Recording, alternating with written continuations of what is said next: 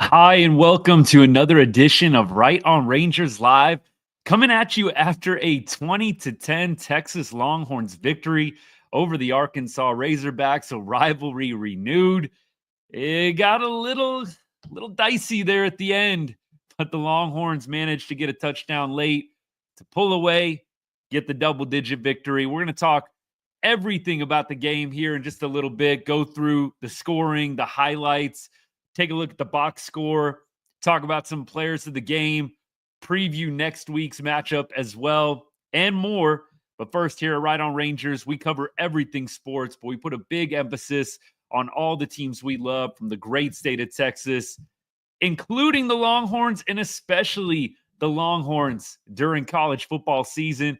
Thank you for choosing Right on Rangers for all of your Texas Longhorns post-game content. Appreciate y'all. Well, hey, let's get into it. So, obviously, this Texas Arkansas rivalry goes back a long, long time, and it really hasn't been a factor in the last couple of decades, at least. We know that the Longhorns and the Razorbacks met up a few years ago, but this is the first year both teams in the SEC.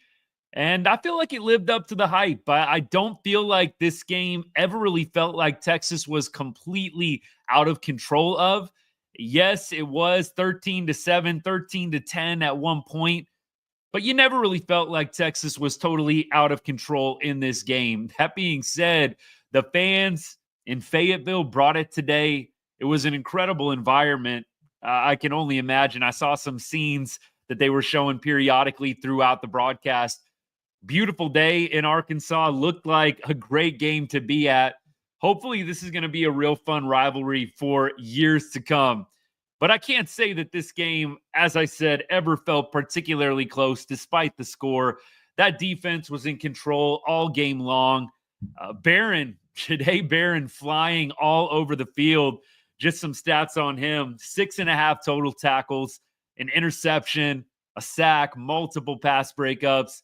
I think Jahdae Barron's got to be the player of the game defensively. Loved what I saw from him. You had Alfred Collins with a huge game as well. 5.5 total tackles, a sack, a forced fumble that ultimately sealed the game. The Longhorns defense is for real. And there were some people, I think, that were mistakenly picking the over in this one. If you've been watching this Texas football team, they are not giving up a ton of points. Georgia, kind of the lone outlier where they give up 30. Again, you actually watch that game. The offense turning the ball over a number of times gives Georgia a short field. Don't know if I really put all those 30 points on the defense in that Georgia game in Austin a few weeks back. But this defense is legit one of the best in the country. The offense, we're going to get into the offense here in just a little bit. I'm not sure how great I'm feeling about this Texas offense at this point. I said last week, I felt like the Texas offense, Quinn Ewers, there's another gear there that they're just not getting to at this point. Like there's another gear that we're just not hitting right now. And today you felt the same way. There was just never that knockout punch. Sure, they go up 20-10 late there.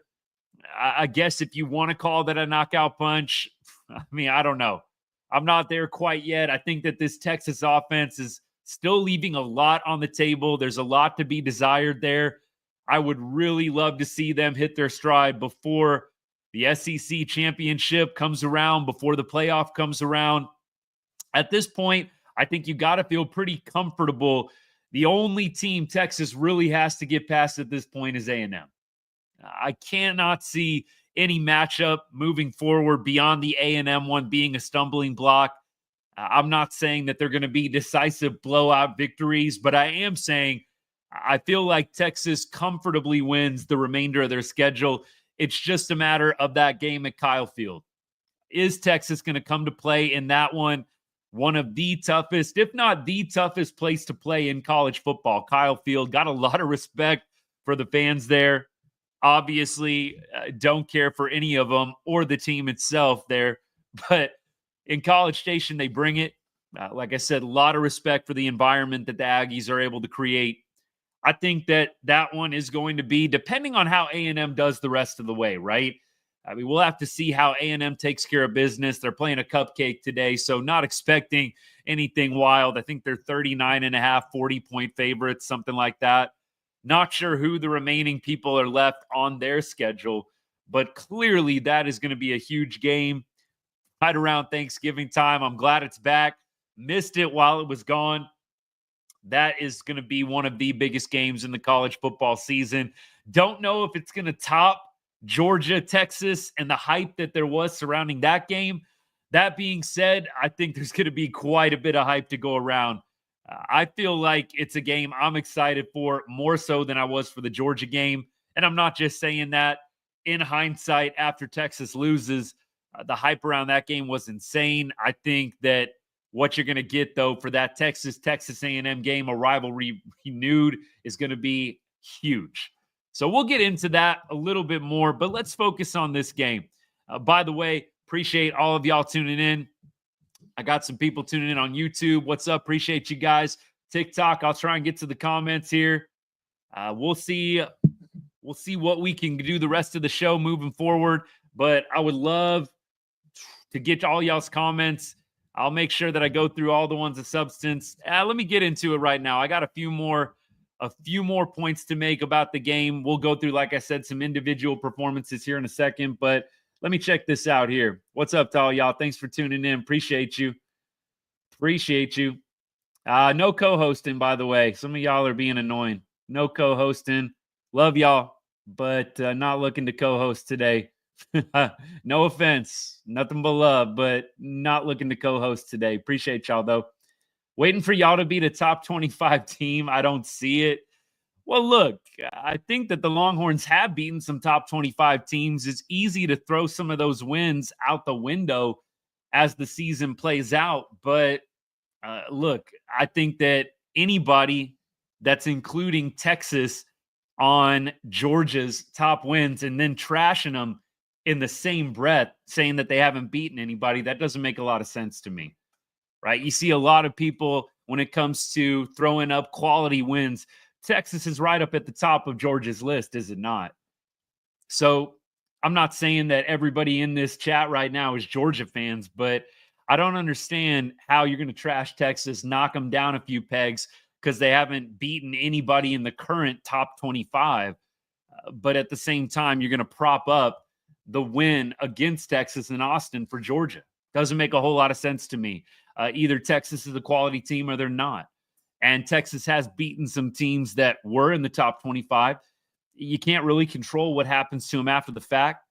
A&M is going to be the game where they get challenged. I think the second most in comparison to the Georgia game. We'll see what happens. But I don't know if you can deny looking at Texas, just the eye test. The offense, yes, is definitely leaving things out there on the field, leaving points out there on the field, in my opinion. I don't think anybody can really say anything against this defense. That defense is 100% legit. Arkansas put up 31 points against Ole Miss. They did get the brakes beat off them by 30-plus points. I think Ole Miss hung 60-plus on them. But Arkansas scored 30 against Ole Miss. Texas held them to 7 points through 3 quarters. I don't think anybody can question that this defense is one of the best defenses in the country. The eye test, I think, really tells you all you need to know. I think Texas is a quality team. Yeah, the top 25 wins, it's always going to be something that people bring up to knock them down a few pegs. This is a good football team. They are going to beat a lot of teams on any given Saturday. But A&M is going to be the game. You beat A&M at Kyle Field. I think that there's always going to be people willing to find a way to knock the Longhorns down and disrespect them. But you beat A&M at Kyle Field. I don't know how you keep on yapping about the Longhorns and how they're not really that good of a team. They haven't beaten anybody, yada, yada, yada. It's a lot of yapping to me. I think anybody that's watched this team all the way through realizes the offense isn't even performing at their highest potential right now, which is scary. The defense has been pretty much locked in the entire season. This offense hadn't even hit its stride yet. I mean, that is concerning because of how late it is. We're 10 games in at this point. So I will say you can look at it two ways. glass half full, glass half empty. On one hand, they haven't hit their stride and they could be a lot better, which is scary. On the other hand, it's 10 games in and you're still not totally performing at 100% in my mind. I don't know. A little concerning. I can see it both ways. Let me keep on going here. Appreciate all the comments. Thank you to all y'all. Thorpe Award for Barron. Barron balled out today, man. Jahdae Barron, I mean, leading the team in tackles, 6.5 total tackles, interception, sack. That dude was all over the field today. 100%. Dean, appreciate you. Barron's got to be the player of the game defensively. I think Alfred Collins right behind him, 5.5 total tackles, a sack, that key forced fumble as Arkansas was trying to make it a one-possession game late. That was textbook forced fumble there with the punishing hit with the arm on the football around the side from behind. Loved it. Alfred Collins definitely right up there, but Jahdae Barron, loved everything I saw from him. Yeah, JJ, appreciate you. Thanks for the comment. Thanks for tuning in. I do not see really any other path for the Longhorns than SEC championship game. I mean, even if they lose to A&M, I'm going to have to look at the standings. It kind of depends on how other teams do. I do think they would probably be knocked out if they were to lose to A&M, but there's a lot of teams with losses in the SEC right now. I'll look at the standings, kind of read them off to y'all. Tennessee and Texas are up at the top right now. Both have only lost one game. A&M, Georgia, both with 2 losses. So it would get really dicey if the Horns were to lose to A&M. It would get really dicey. A&M, by the way, only one conference loss as well. So we got Tennessee, Texas, and Texas A&M, all 5-1 right now. It is going to come down to that last game, I think. I mean, A&M could wet the bed before then. We'll see. Same thing for Tennessee. But I think it's going to come down to that last game, who goes to the SEC championship.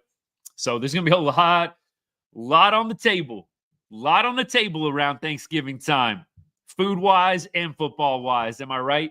So we'll see. I'm excited, though. Keep going. Thanks for the follows, by the way. Appreciate that. I see a few people have followed during the stream. Thank you so much. Appreciate you. They shouldn't be 3 based on that schedule, that's for sure. Look, Mateo, appreciate the comment. Look, we could go on and on about Texas, where they should be ranked. I've said to y'all on the lives, and I realize not all of y'all have been with me the whole season here, but I've said a lot on the lives. The rankings, to me, I don't get too wrapped up in them. Like, are they fun to talk about with your buddies while you're out at the bar? 100%. Like, going back and forth, who should be 3, who should be 4, who should be 5. It doesn't matter a lot to me. At this point, you win out and Texas is going to be in the playoff. I really don't care. It's a 12-team playoff for a reason. Just get in. Just get into the playoff. We'll see what happens. Ohio State took care of business today. I know a lot of people feel like Ohio State should be ranked a little higher. I mean, Texas' only loss is to Georgia. I know Georgia's a 2-loss team. Oregon still 1 loss. I mean, look, I don't know. I'm not a huge fan, proponent, whatever you want to call it, of the Big Ten. I think Oregon and Ohio State. I mean, look, I know Ohio State has played a couple teams. I'd have to look at their schedule live. What I'm trying to say is the eye test for me, I don't think Ohio State or Oregon have been that well tested either. I mean, we could, again, nickel and dime it, go back and forth for a long time. But I look at the schedule here for Ohio State. I'm not that impressed. I'm really not that impressed. I mean, Oregon on the road, you lose. That was a really close game. I mean, I don't know, y'all.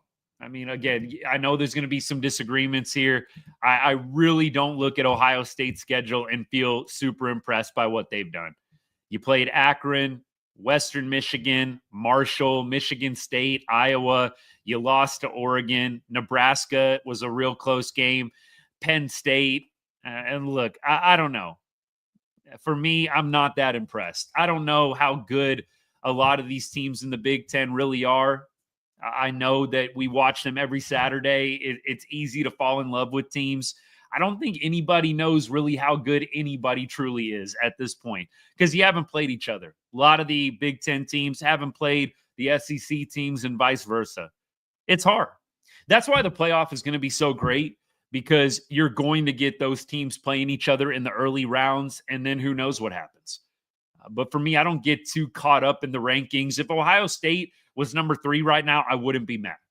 I wouldn't be mad if Ohio State was number 3 right now. I know some Horns fans would be. For me, I wouldn't be. It's going to be just fine. It's going to work itself all the way out 100% by the end of the year. Let's see what Texas does against A&M. That's going to be the big game. And then they got the SEC championship if they are able to win that. But we don't get ahead of ourselves here. We got a ways to go yet. Appreciate the comments, though. Aaron, what's up, man? Let's go. Hook 'em Horns. Appreciate you. Let me keep on going here. Trying to get the comments. What do I think about Kentucky? The score 20-10, by the way. 20-10, Texas wins this one. It was 13-10 for a second, but look, the Horns felt in control almost this entire game to me.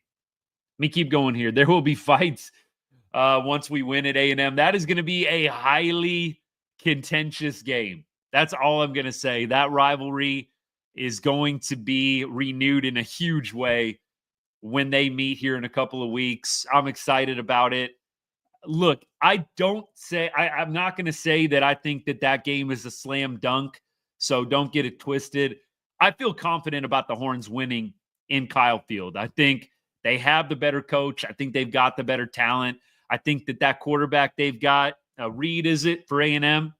Shifty obviously brings a different dynamic, but look, they're going to have 4 games of tape on him by that point. I feel like the defense is going to do a nice job against A&M. Is the offense going to come through? I think that's the big question. You sure there's a stride to hit? Man, I don't know. We're talking about the Texas offense, and I said at the beginning of the live, I feel really good that the Horns do have another gear that they're not quite at yet. Now, you're 10 games in. It's concerning. I'm not going to sit here and put lipstick on a pig. It's concerning. You're 10 games in, and you still haven't hit your stride offensively. And I know Quinn Ewers in the offense has put up some gaudy stats at times, but if you're watching every quarter of this team, you just feel like they're leaving things on the table offensively. And look, there's a number of things that go into that. I do think there is another gear for this offense to hit. They just haven't got there quite yet. Though today, if I'm going through and kind of trying to get a little analytical with the X's and O's, I watch Quinn Ewers in the pocket, and there's time. Like, yes, the Arkansas pass rush brought it today. They definitely hurried Quinn Ewers, but he had time to throw the ball. You watch a couple of sacks that Quinn took. There's one-on-one matchups. I really do feel like Quinn has got to let go of the football and trust and count on his receivers in one-on-one matchups to make plays. I mean, you look at both the sacks that he took today, there's one-on-one matchups and arguably guys in one-on-one matchups that are open. So it's tough. I know pocket collapsing. It's not easy. It's not easy. We're not trying to make it seem that way, but I do feel like Quinn's got to get rid of the football better.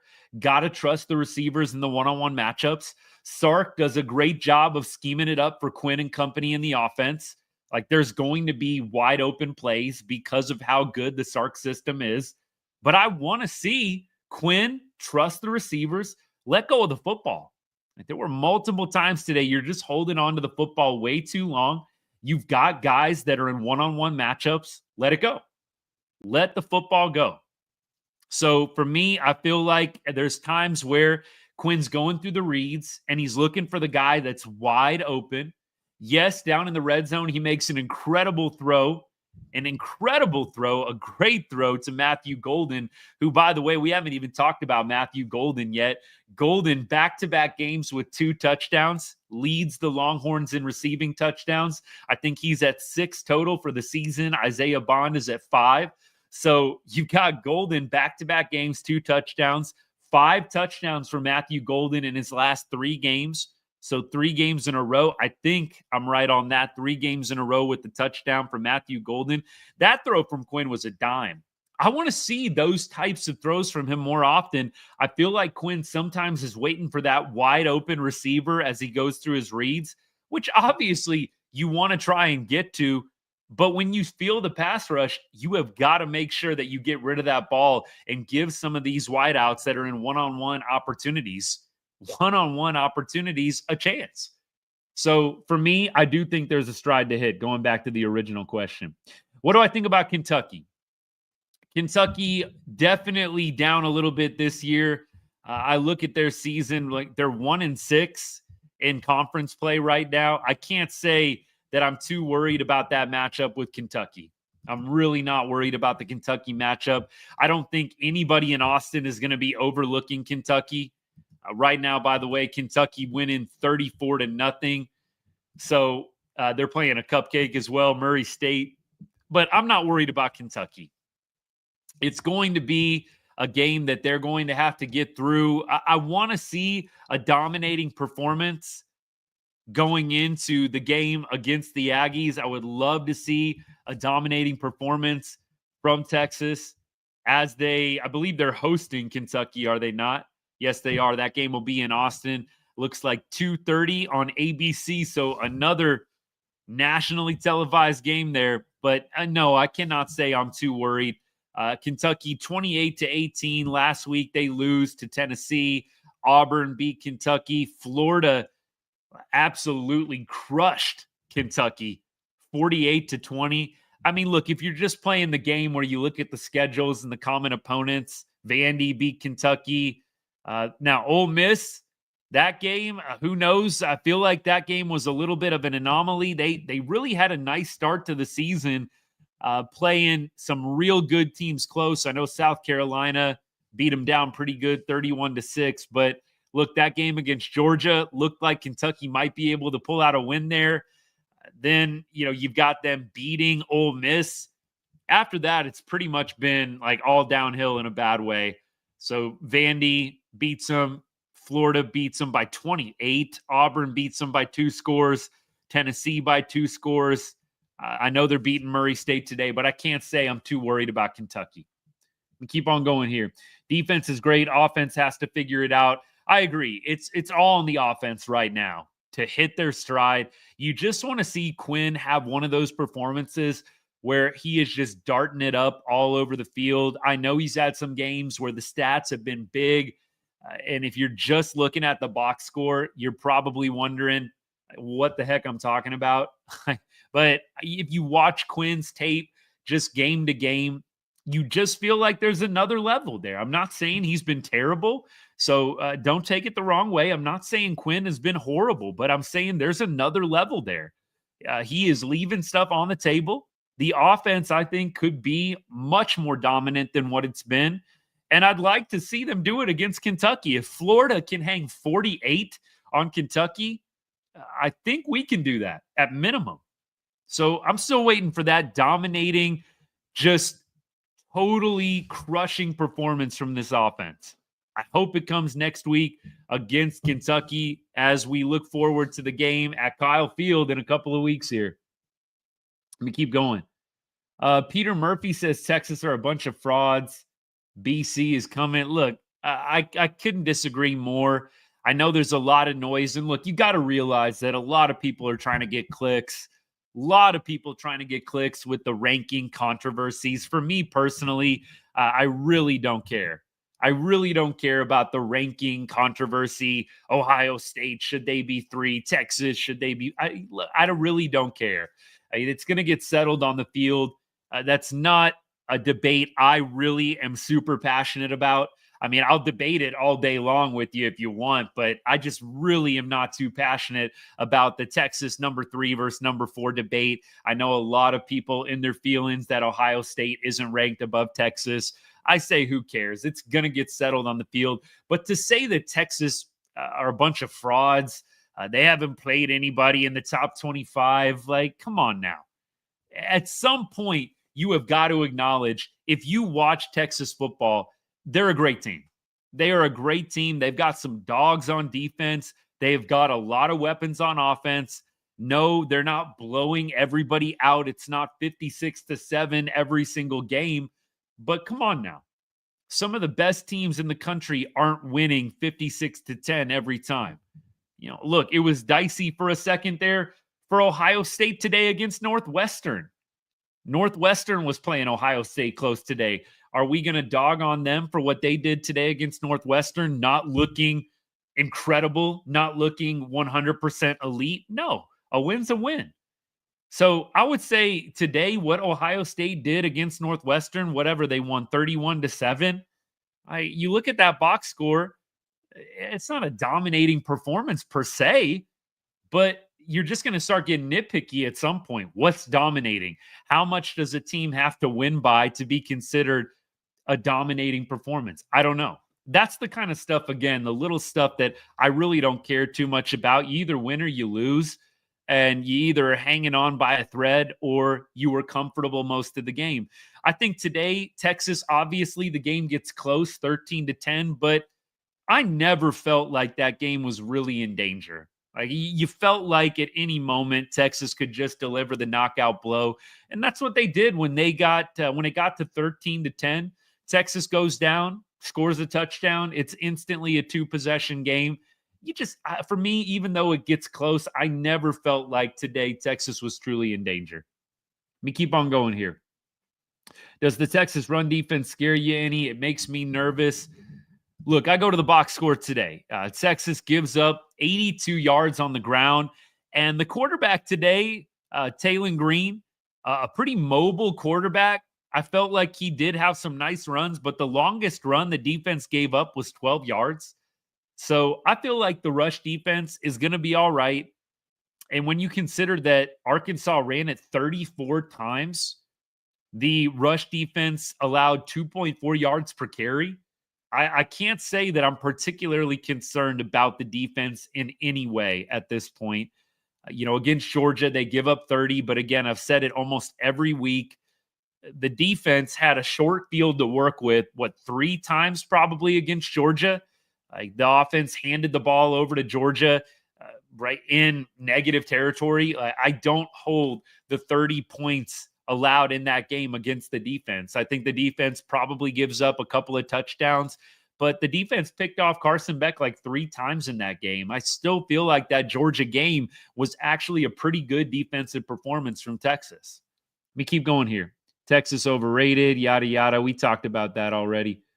Texas is stacked, all sides and coaching. Yeah, I totally agree. Ewers is a little bit concerning. I do feel like the dude just holds the ball way too long in the pocket, and I would really like to see him really be totally unleashed. Like I don't know if we're gonna get it before the A&M game. I would love to see him next week come out with a really strong performance. I'm not saying Quinn has been bad. I am saying I do feel like he has a lot more to give and a lot more to show than what we've seen from him so far. Is the injury a factor at all? Who knows? And I hate playing the psychological game, getting in these guys' heads. Who knows what they're really going through? But I will say, since the injury, and look, he didn't look like a Heisman Trophy winner before he got injured, I don't think. Looked like a really, really solid quarterback in the SEC. I don't know if Quinn was Heisman before the injury, but I will say it feels like he hasn't quite caught his stride since the injury. Yeah, and Beans is saying that too. I think the injury to Quinn changed things and was a reset to all the momentum. I do hear that a lot from Texas fans, and I do tend to agree. He just hasn't felt 100% since that injury and since coming back. Did they bring him back too soon? I don't know. I think there's an argument maybe he could have been rested, but you weren't going to keep him away from Red River, even if he wasn't 100%. You just were not going to keep him out of that game. Let me keep going here. Hook'em Horns, World War Chris, appreciate you.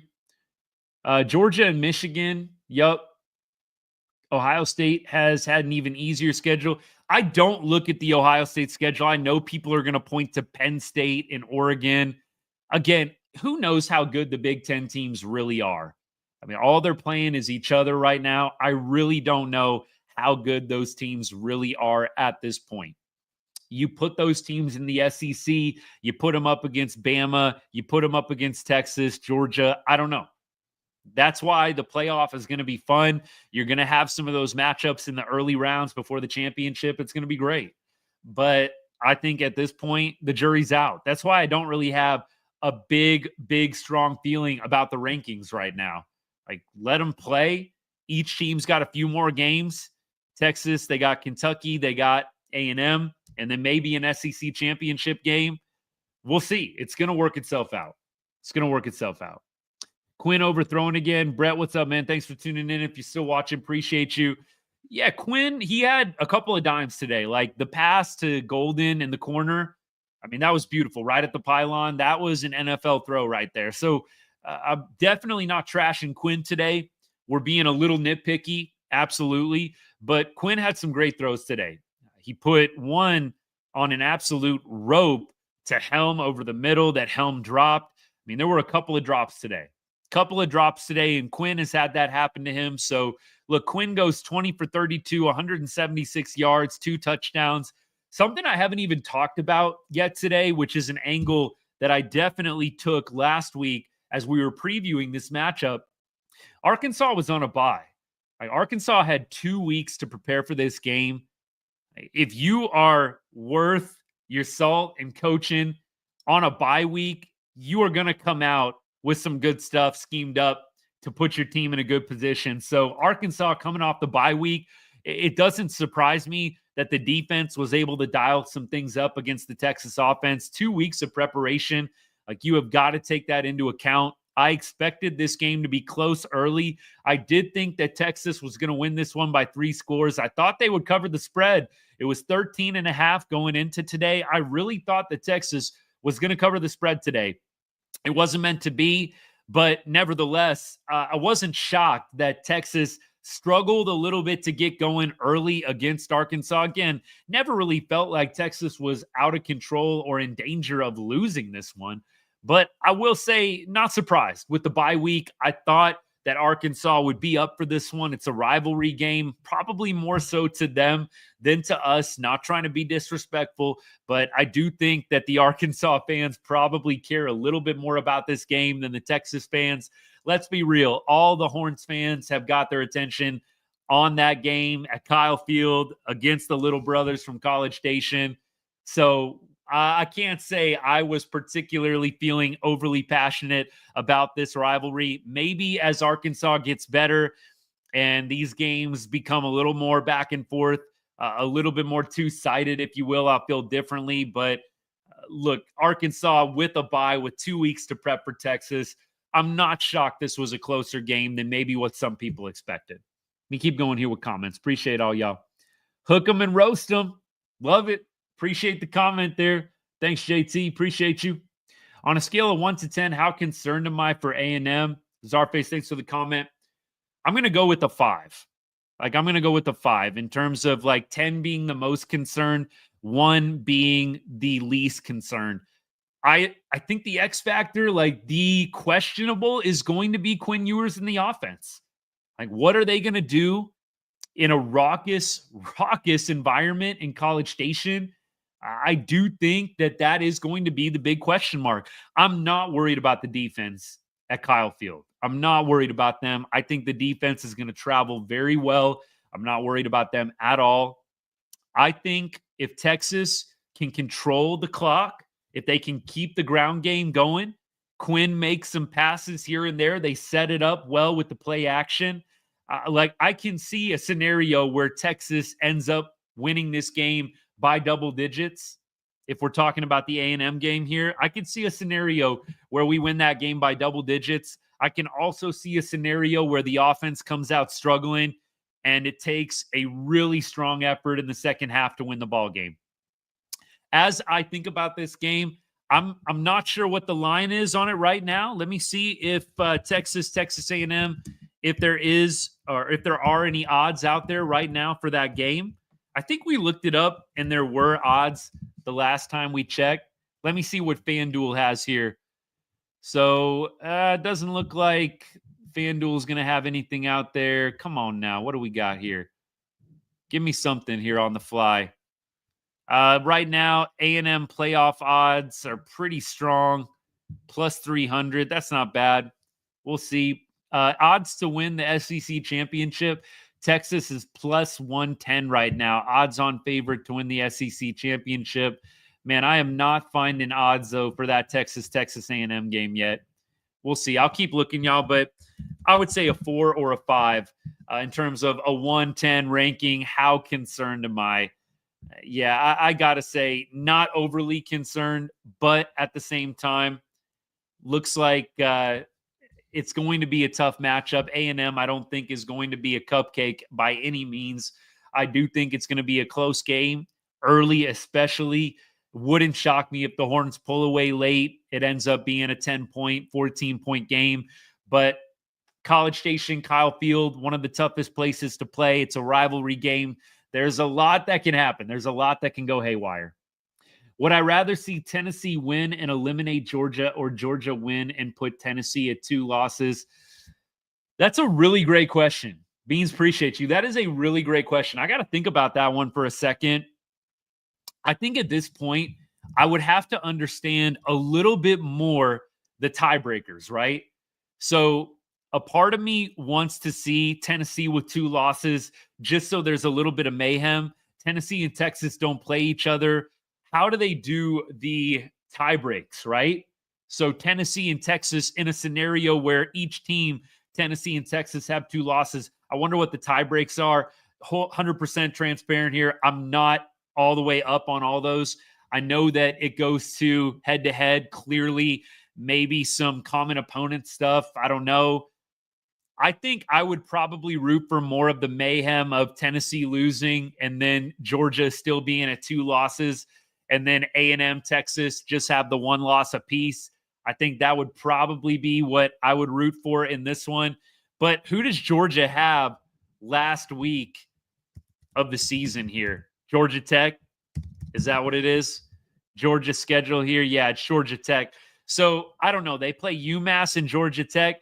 Maybe the angle is you go for Tennessee to knock Georgia out completely. That's a really great question. Like, I don't know if there's a perfect answer. Really, really outstanding question, though. Let me keep going here. See if I got anything else. Go Vols. Somebody said Quinn is holding the team back. I don't know if Quinn's holding the team back. Like, I don't know if Arch would really be doing that much better. I know he looked good against some of the out-of-conference teams we were playing. I really, really don't know if Arch would be doing a whole lot better. Like, I do think next year Arch is going to bring a different dynamic with the ground game, with the wheels that he has. I think this Texas offense is going to be a little more dynamic next year with Arch. I don't know, though, in this season, if Arch was in, if the offense would be doing that much better. Like, I really don't know. Yeah, I mean, look, the Horns offense, I'm going to go glass half full. They have another gear. They just haven't hit it yet. It's easy to be negative, but I'm going glass half full with the Horns offense. But yes, I've been talking about on this show so far, Quinn Ewers, there's things they're leaving on the table right now. They're leaving some things on the table right now as an offense. Quinn, though, today there were a couple balls that were dropped. He had a couple of outstanding throws. The touchdown to Golden, that's an NFL throw. Look, I know that there were some that he missed that were wide open today. It's going to happen over the course of a game. Feels like maybe the injury that he suffered earlier this season, maybe that's a little bit of a thing, disrupted the rhythm. I don't know. I'm going to continue to be hopeful that the offense hits their stride. But so far, I don't feel like they've quite hit that 5th gear yet. Appreciate the follows, by the way. I know a few of y'all have followed since the live started. Thank you so much. Every Saturday, we're here going through the Longhorns post game. Appreciate all the comments. They've been great today. A lot of good stuff. Let's keep going here. Any other comments? Let me see if I can catch up. I think I pretty much got us all the way caught up. So, yeah, I mean, look, today, Tennessee and Georgia, can both teams lose? I mean, that's kind of how I feel. I don't know what the best scenario is for Texas. I'm sure there's someone with a stronger opinion than me. I really don't know, though. My heart says cheer for the mayhem, Tennessee losing, but knocking Georgia out completely of the playoff, that'd be pretty wild. Like, Georgia loses a 3rd game. Clearly, they're out. They're hanging on by a thread in the playoff race at number 11 right now in the rankings. I mean, that would be kind of fun. Who does Tennessee have left over, though? I think that's going to be kind of a big factor here. Like, does Tennessee even have a shot to get knocked off? They play Vanderbilt and UTEP to end the season. I can't say there's a whole lot of opportunities for either team to really lose after this. I think that's what makes it challenging. Like, maybe Georgia Tech has a great game against Georgia. Like, I don't know. But both teams, Tennessee and Georgia, really don't have a lot of challenges left. So for me, I would probably cheer for the mayhem of a Tennessee loss. And then you've just got A&M and you've got Texas sitting atop the SEC. But the A&M schedule, I know that they're not playing anybody special today. Who does A&M have next week? They play Auburn next week. So, look, I feel like either way, A&M and Texas are both going to go into that Thanksgiving matchup. I know it happens a couple days after Thanksgiving. I think both those teams are going to go into that Thanksgiving matchup with one loss. So either way, I think that game is going to end up being one where the winner goes to the SEC championship. So I don't know how much today really matters or not for Texas. I think either way, you're in a scenario where you're playing for the SEC championship. The only way that it would really matter is if Georgia, Tennessee, one of the two lost teams dropped a game they're not supposed to.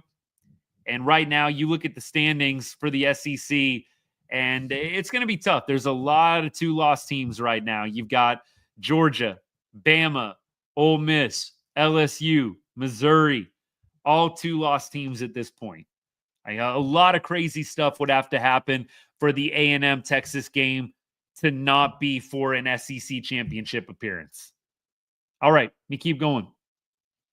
I think we caught up on comments. Think we got all the way caught up. Someone says, oh, missed one. I'm a little nervous for that A&M game.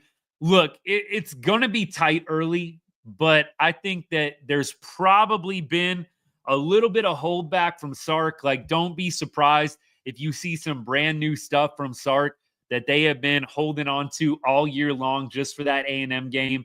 I think Sark is a better coach than Elko. I think that the Horns have them beat with some of the intangibles.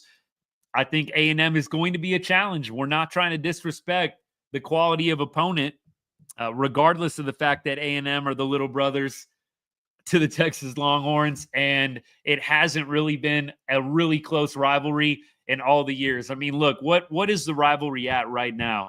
I would imagine Texas is winning it by quite a bit, but I'll check it out just for fun. Let's see what the actual stat is on that rivalry game. So all time, come on now. Come through for me here. Texas leads 76 wins to 37 wins. It's not a close rivalry. A&M, did they lose the running back? I don't know.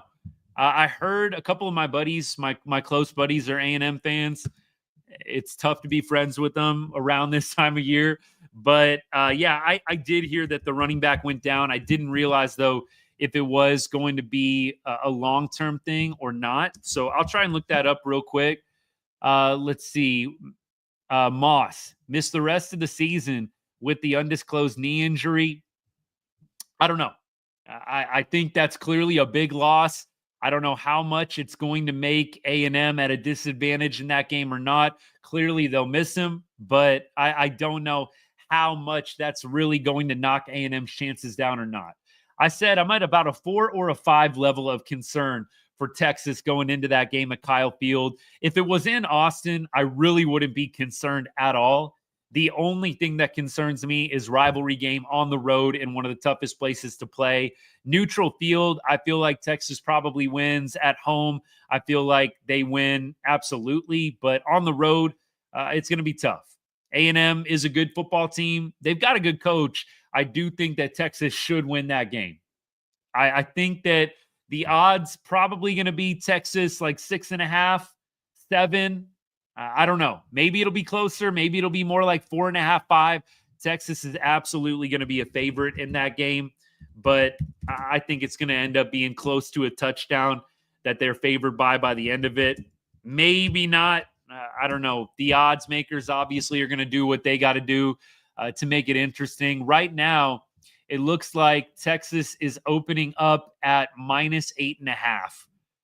Right now, that game, I'm just looking at Vegas Insider, looks like Texas -8.5 right now is what the odds are. So take that for what it's worth. Texas -8.5. I don't think Kentucky is going to be a trap game. I think that Kentucky got beat 48-20 by Florida, who Texas looked very, very good against. I don't think Texas is going to be overlooking Kentucky. I think they're very locked in this year. I know that that's kind of a trendy thing to say, trap game, trap game. And look, I'm not trying to say that your comment in any which way is silly. I think it's a valid question. I don't think that this Texas team is overlooking anybody. Yes, the A&M game looms in a couple of weeks, but I think Texas is going to take care of business at home. That's going to be senior night, I believe. Last home game for all the seniors. I really don't think they're trying to go out on a bad note in that final home game. I mean, they might get a playoff game actually, so maybe not final home game completely, but final regular season game, right? So I think Texas is going to go out strong. I don't think the Kentucky game is going to be a trap game.